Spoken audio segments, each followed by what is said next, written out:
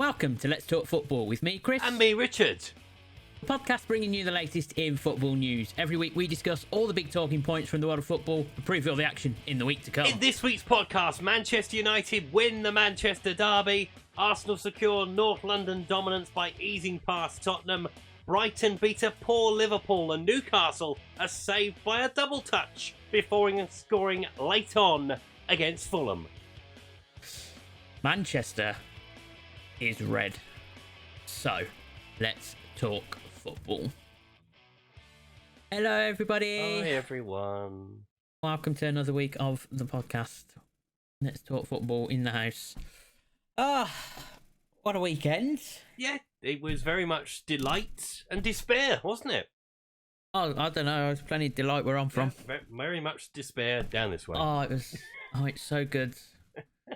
I feel like let's get into it. Let's just get into it. Let's just dive into it. Yeah. Let's get into the Manchester Derby. I didn't think we'd get. I didn't think we'd get anything out of it. Yeah. All I wanted to see from us was an improvement from when we played them last. Yeah. But the fact that we basically had the better chances throughout the whole game. And Eric got his tactics spot on. Yeah, he got it perfect. Fred picking De Bruyne out of his pocket when he got home. Yep. Luke Shaw did the same with Haaland. I'll tell you what, that's the most dominant centre-half performance against Haaland I've seen all season, by the way. And it was Luke Shaw. Yeah. Yeah. Unbelievable. Although I think City missed some chances to put him through. Yes, they did. Yeah, they overplayed. They don't like a forward pass at the minute. This City team, and I don't understand it. He makes some really good runs, Haaland, off the ball. Yeah, but they just don't give him the ball. No, and they got the one shot on target throughout the whole game. So I thought, we were very composed and on it and solid, like we have been since the World Cup break. Although technically, I think we've won every game of football we've played since November now. I mean, I don't know, but yeah, sure. No, that is a thing. That is a thing. So we've won every single game of football we've played since November. Obviously, there's a big chunk of December missing for obvious reasons. Yes. But it's positive. We take those. So yeah, the first goal goes in from City, and I'm sitting at home going, right, okay, just not fall apart. Yeah. That's what I thought. It's just because it's happened the last few, it's happened a few times against City where they've got the first goal and then we've fallen apart and it's gone. And the first half was very much sort of punch, counter punch, wasn't it? There wasn't too much between the two sides at half time. I mean, no, we had some good chances in the first half, though. Rashford got through a couple of times. And, the form he's been in, you're kind of thinking he's going to slot one away. That was the one where Ederson came miles out with goal. Yeah, so it was the first one when Ederson went on a little run. Yeah. And I just think I think for Rashford, I think he needed to hit it first time. Yeah, I know it's on his left foot. And just have a go at that point because the defenders were always going to get back from the angle he needed to come in at. So he might as well have just had a go with his left foot, and if he misses, he misses at that point. Do you know what I mean? It's like it was worth the go, and no one's going to have a go. But you could definitely see and then the second one, but you definitely saw City come out second half with a bit more determination about. Oh yeah, the second half they were much better. They were much better on the ball. They were keeping it better. Our chances on the break were a lot less, but they were playing quite high against us. Even after they scored, they played that high line like they do. I think they were near enough everybody in your half, weren't they? Yeah, pretty much. Which is why I always thought we were going to get a chance in the second half. We were talking about Rashford in the first half. You tried that a few times to sort of ping the ball in behind Kyle Walker. Yeah. I think when Martial went off at half time though, we lost because Martial. Well, Martial was going down the centre, wasn't he? Yeah. Yeah, and his link-up play has been what's making him really fit well into the team at the minute. Yeah. Everyone's saying, Martial's not playing great, but actually he's very important to the way that United are playing at the minute. He's connecting the front. Exactly. Yeah. He gets hold of it, and then he'll turn. And that's basically what I think we've brought Weghorst in to do, a similar type of role. Get on the pressing, but also get on the ball, and then, play off it. Yeah. And so we lost that at the start of the second half. So you took sort of 10, 15 minutes to find your feet again. Yeah.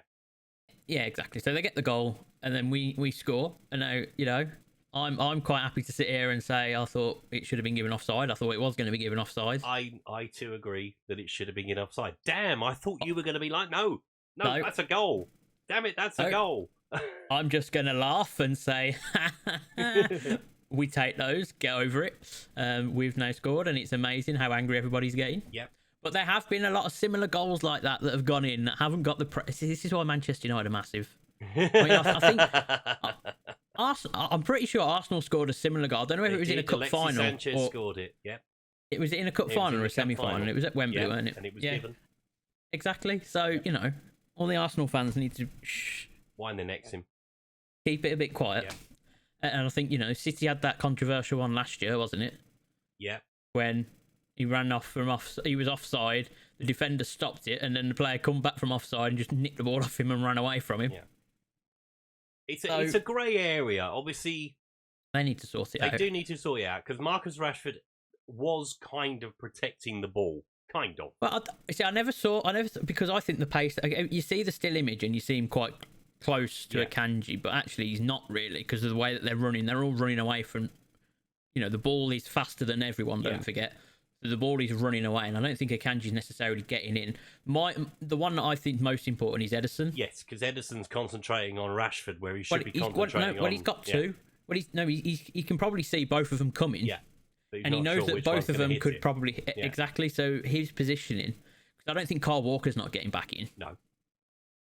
And Akanji, I don't even think Akanji's getting back in, because even if, say, Rashford just stood still, and let the ball just run past him, I think Bruno probably still gets to the ball first. Yeah, probably.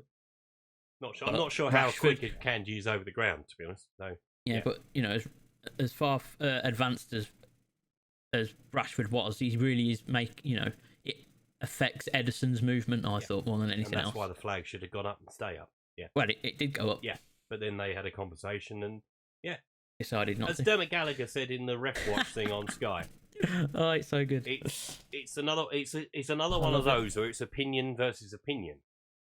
Yeah, it wasn't a fact thing, was it? And I think that's why. Well, I think he's offside. Well, I think he's onside. Yeah, and the referee was the one that's the most important opinion in that situation. And obviously, you then hit him with the second punch pretty much straight away. And it's that Garnacho. He made a difference when he came on as well. I thought he was very, very good. Yeah. Because he just commits players, and he'll run at them, and he'll make those runs in behind from wide. And the way he stood Aki up. Yeah. I mean, the first cross. Wasn't right. 1-2. No, it was a 1-2 off of Kanji's face. I think we all know. Yeah. We all know that he was playing the 1-2 off of Kanji. All right. Okay. And then he drops the shoulder, does the turn, slides it in, and Rashford just what's that now? 10 home games. And then I thought City panicked. I thought they had chances though. I thought they. Yeah, but there was one sequence. I think it was in added time with a ball.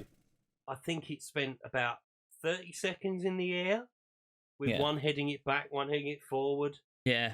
Well, I thought that was more of a lack of our composure in our defending. Maybe. I thought we need to get hold of this a bit more because the onslaught was coming, and I thought, oh no, here we go. And then when Haaland pulled off to that, I saw Haaland pull off to the back post. I'm sure.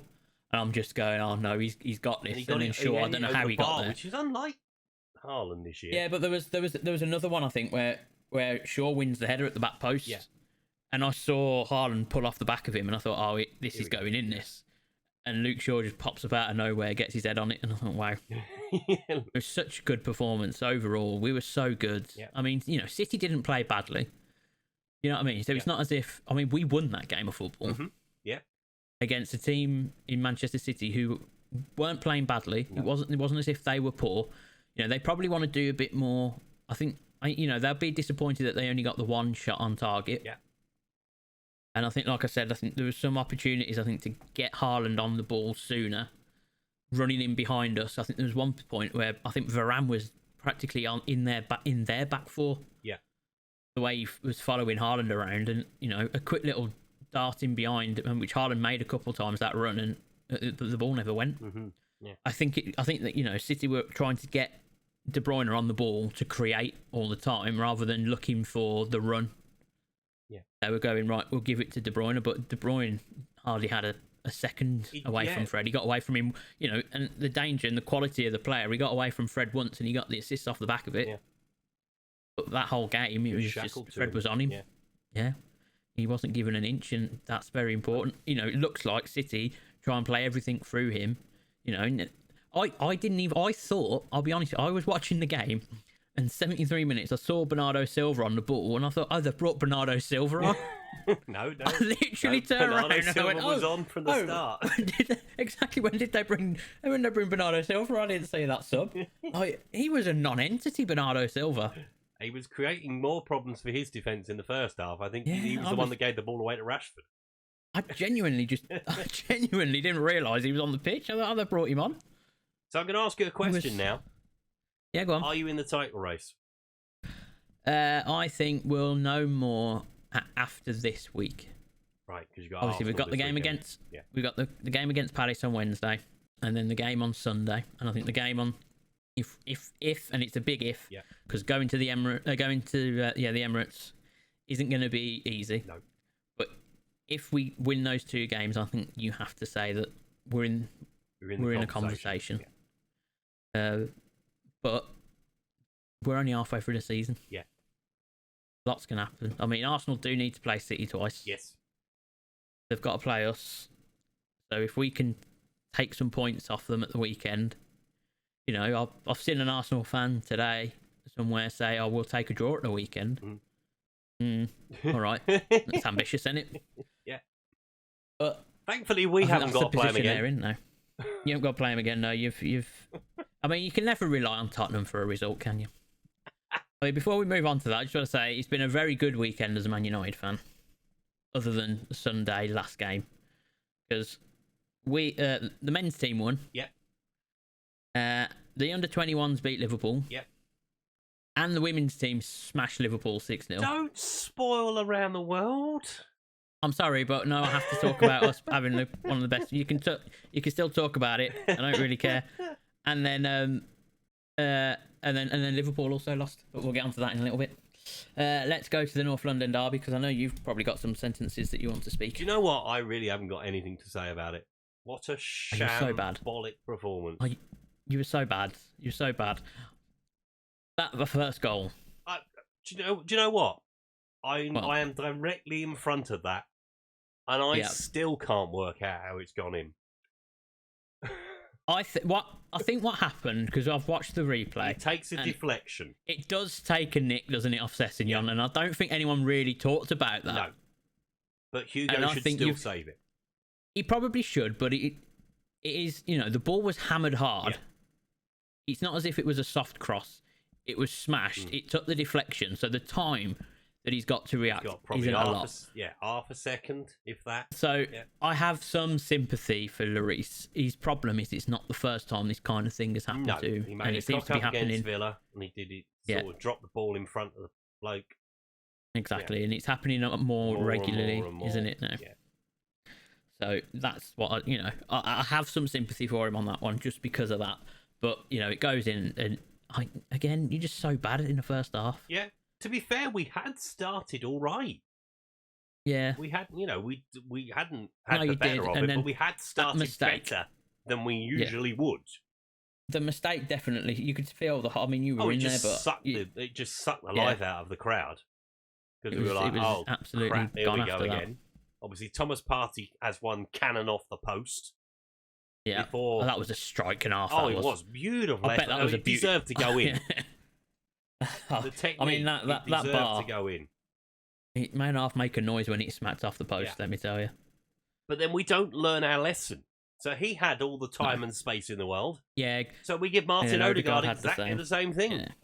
And he smacked that. It was a really good strike again. But he had so much space. I was looking going, Spurs are so bad. Yeah. I think I even tweeted it. Christian Romero can go out to him. He's the closest defender. But doesn't do it. Just stands there and turns his body away, and you're like, "What are you doing?" It's not ideal. Just let it hit you if it's going to hit you. But the biggest complaint I have from our manager is that you could see that young Sarr and Højbjerg were getting overrun, and you did nothing. Yeah. You did absolutely nothing to change it. And obviously they got to half time. They settled in, and the second half we had the ball, we had more shots, but they'd already won the game by that point. Well, I think if you get the one, so I think Aaron Ramsdale was brilliant. Yes. He made some really good saves. Very good save. He is an arrogant little but yes.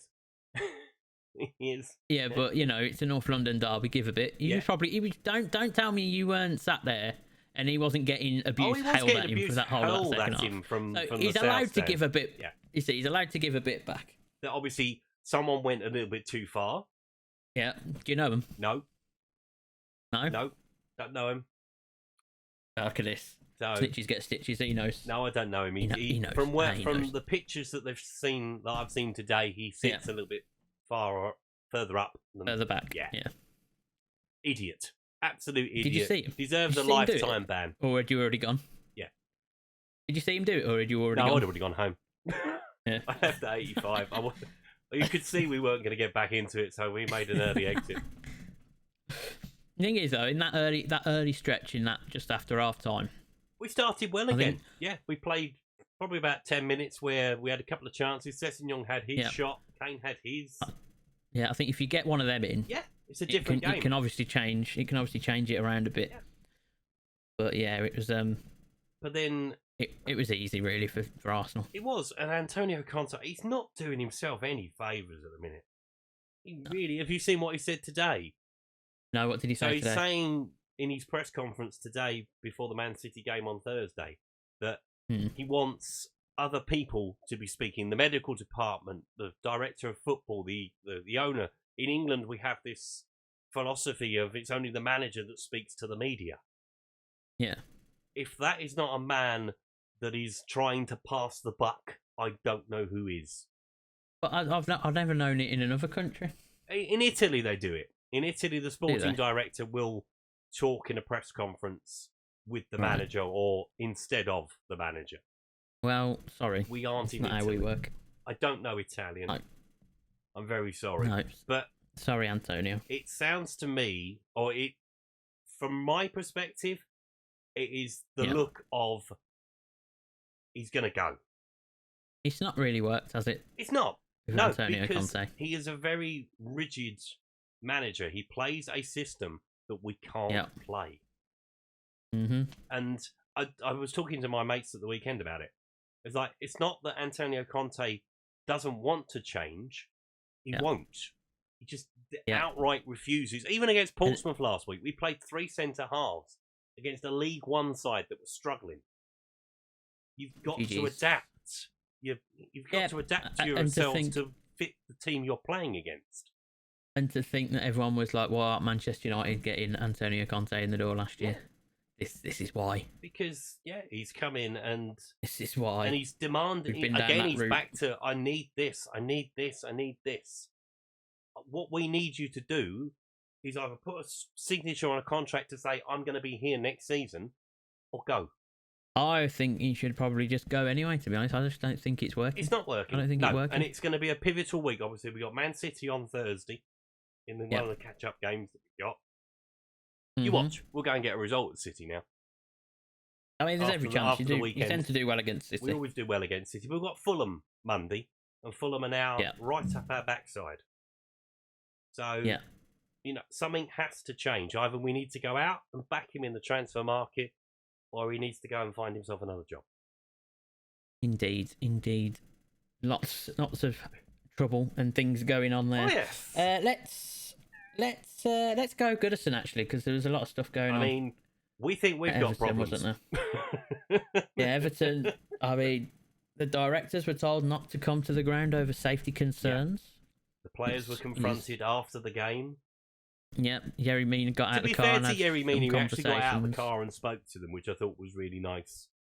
Yeah, well, I saw something today earlier. What was I watching? I think it was Jody and Lescott was talking about it, or it might have been Rio. Yeah. Ferdinand was saying, well, he's from Colombia. He's probably seen a lot worse in his time. You mess with Yerry Mina at your peril, I think. Yeah. Yeah. So, we'll have a conversation. I think, Anthony Gordon was the other one that I saw on social media who was getting hounded. It's just like... There's no need for it. I know you're frustrated. In that manner. Yeah. There's places to do your protesting, and everyone wants you to be able to protest, but I think they're on that fine line at the minute where, where the directors can't now turn up to the ground over safety concerns. That's that's a bit much. Yeah. You know, when you're fearing for your life, which, you know, yeah, which is what they are, it's that goes beyond football now. Yeah, you know, it was a poor day for them. I mean, Ward-Prowse does it again. Yeah, fantastic. Absolute fashion. I mean, his first goal, I think the first goal's better than the free kick. Obviously, we know he can take a free kick. Yeah. But the switch on that first goal from the right foot to the left foot to hit it in. Oh. Yeah, no, it was very good. And they're just out of ideas, Everton. They got West Ham at the weekend, I think. And it's going to be a huge game. And they just, defensively, they're all over the place. They are. That's Everton's problem. They just, you know they're going to concede. Yeah, you do. Yeah. Even when they were in front and they looked like they were controlling it. Yeah. Southampton got themselves level just after half time, and you saw the tide turn straight away. No, it was nonsense. And obviously the crowd then start getting a bit edgy because the performance is not there from the players. I mean, fair play to Nathan Jones. Obviously they've had a hell of a time till last week when they beat Man City. And now he's won back-to-back games. That's it. That is it. But it shows, obviously, they've taken the gamble to make the change, as have Wolves. Yeah. Both sides look like they're now on their feet and are going to go upwards. The rest of them are like, well, you've got Jesse Marsh in trouble. Brendan Rodgers is probably in trouble. David Moyes is probably in trouble. Frank Lampard's in trouble. I don't think because Frank isn't taking the brunt of it from the fans, is he? No, it's directed to the owner and the board. It's at the owner, and actually the players are getting it before Frank's getting it, which is rare. Yeah. But it does seem to be that they're actually, because Frank kept him up last year. He's got some credit in the bank. Yeah. He's got, and he has, and it's like, well, the board need to do more, and the players need to do more, and it's very different. Yeah. It's a bit weird, and David Moyes is struggling, but this is typical of Moyes. He does this though, doesn't he? He has really good seasons. You know, you just think back to his Everton days. Yeah. He has really good seasons, and they're then followed by a bad one. Yeah. And then, but he just gets them going. I think West Ham will get going. Yeah, to be honest, there are 3 worse teams than West Ham. I think so. Yeah. I think just about. Yeah, I mean Leicester are struggling. I mean we'll go through some of the other games, but I mean most of the other results were what they were. But obviously, one of the things we do want to talk about is how bad Liverpool were. I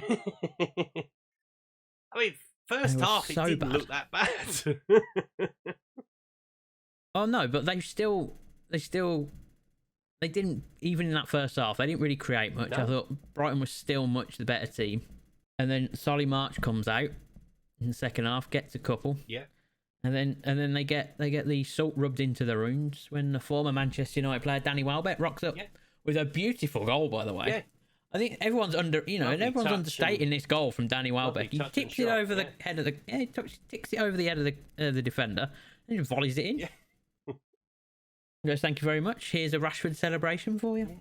But just to make it even worse. Brighton, I mean, Liverpool are struggling at the moment. Yeah, Brighton are flying, but Liverpool are so bad. Yeah, I don't know what they're missing. Liverpool. Sadio Mane. Well, probably. They're going to be really missing Sadio Mane. He's not there anymore. Exactly. That's what they're missing. That's what Liverpool are missing. They're missing Sadio Mane. It's their own fault. I mean, they're still above Chelsea in the league, though. So I mean, it could be worse. Could be worse. I mean, it could get worse. It could get worse before it gets better. But Chelsea actually won this week. I don't see. I watched the highlights of the Liverpool game, and I just thought Brighton got in far too easily. Oh, so easily. Like the gap between the two centre backs at times for Liverpool, and they insist on playing this high line when they haven't got the pressers in midfield to back it up. Yeah. And obviously, without Van Dijk at the centre of that defence either. Well, I mean, even with him there, they've been poor all season. It is their midfield. Their midfield, the energy's gone. Yeah. Whatever energy they used to have, it's gone. Yeah. And then they can't attack on the front foot and press on that front foot like they used to. It just doesn't happen for them anymore. No, and obviously you've got Robertson and Alexander-Arnold who push on, but then they struggle to get back. That's it. And it's just, well, you think about it, in the past, they'd have had a Henderson or a Milner in midfield in their height who would have covered that ground for them. And they just haven't got the Robertson in particular, Robertson probably didn't need it as much because the guy's like a machine up and down that left-hand side. But Alexander-Arnold is very bad defensively. Yeah, on that right-hand side, you need that extra support. Yeah. But, Henderson's a bit older now. I don't know, who was their midfield? So they had Fabinho, Alex Oxlade-Chamberlain and Henderson started the game. Yeah, so Alex Oxlade-Chamberlain hasn't got the engine on him to run up and down enough of that. So Henderson, Fabinho, really. Fabinho's a sitter and a playmaker, really, isn't he? He'll intercept, he'll pick off. But he won't go and cover the space because his space is in the middle. Yeah.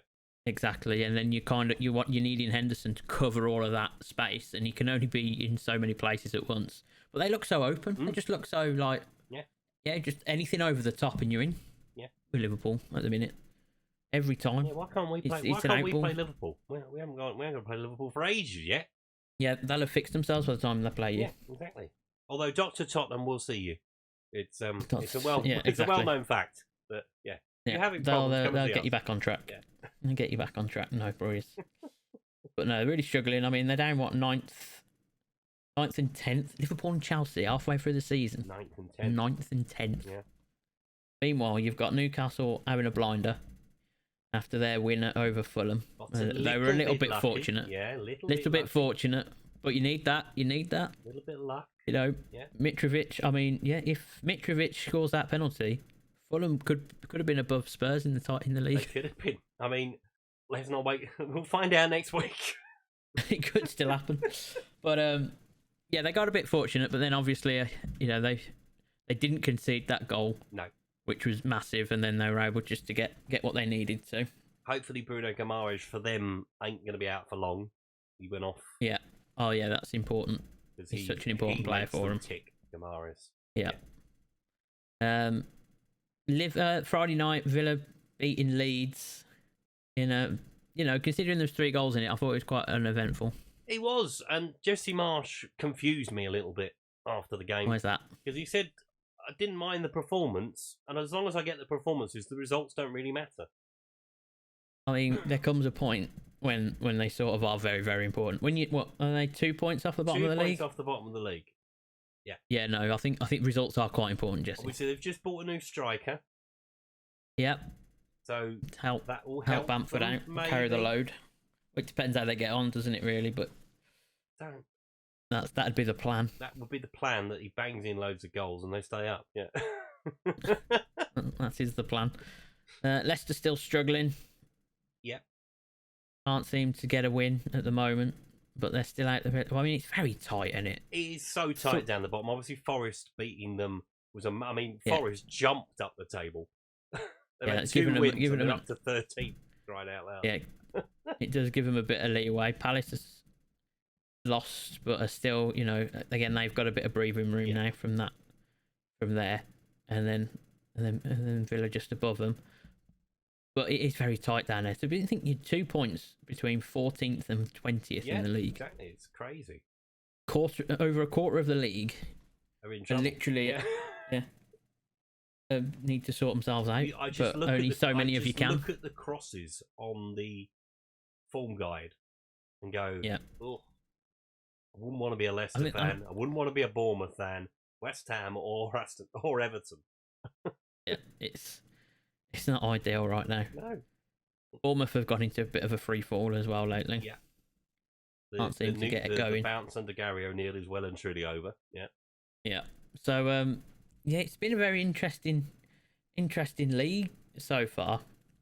Well, a lot of the teams this weekend played one another, didn't they? So there was a lot of games that there was a lot riding on it. And for the likes of Southampton, for the likes of Nottingham Forest and Wolves, that could be the kickstart they needed.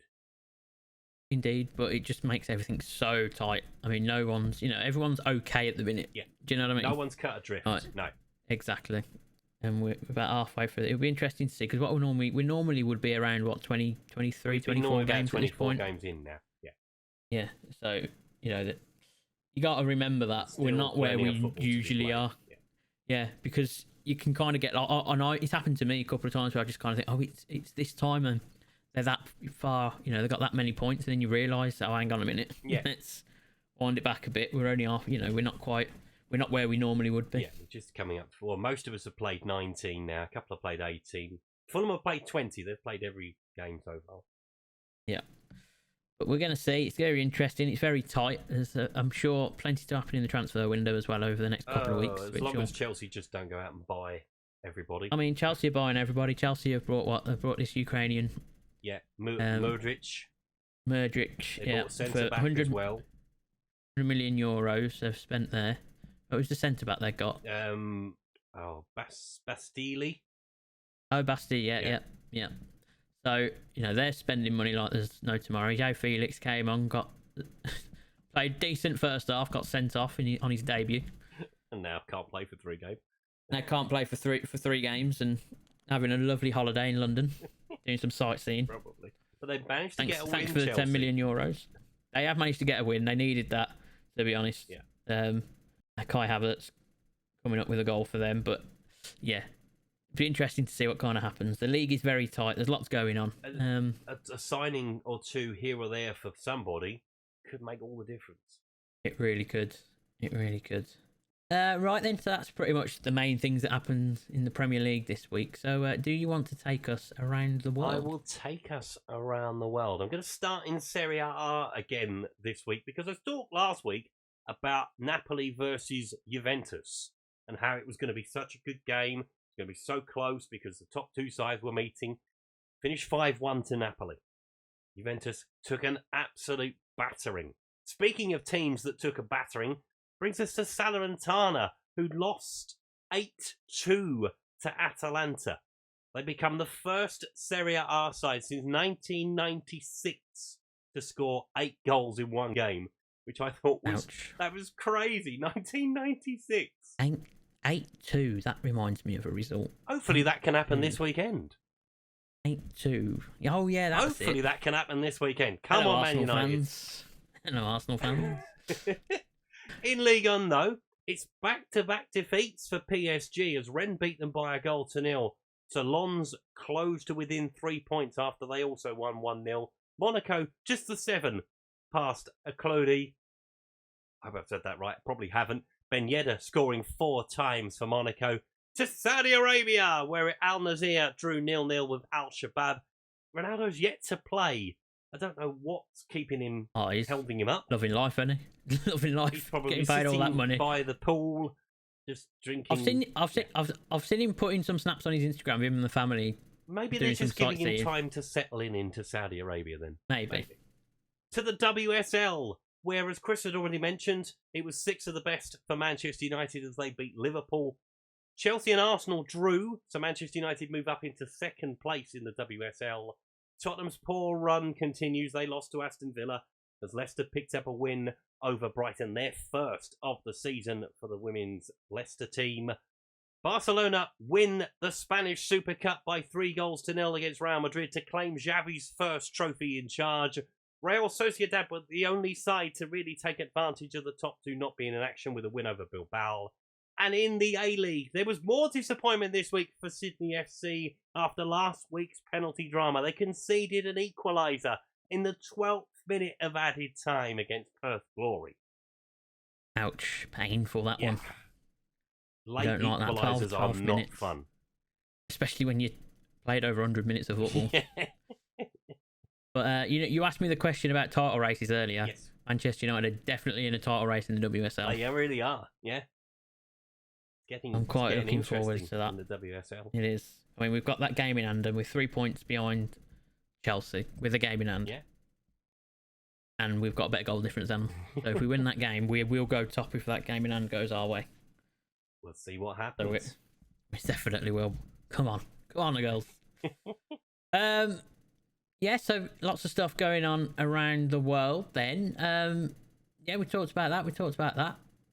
Should we have a little look at what's going on with the fixtures then this weekend? Yeah, so there is big games coming aplenty this weekend. So Liverpool take on Chelsea at 12:30.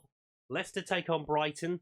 Southampton take on Aston Villa. West Ham against Everton, as we mentioned, going to be a huge game at the London Stadium.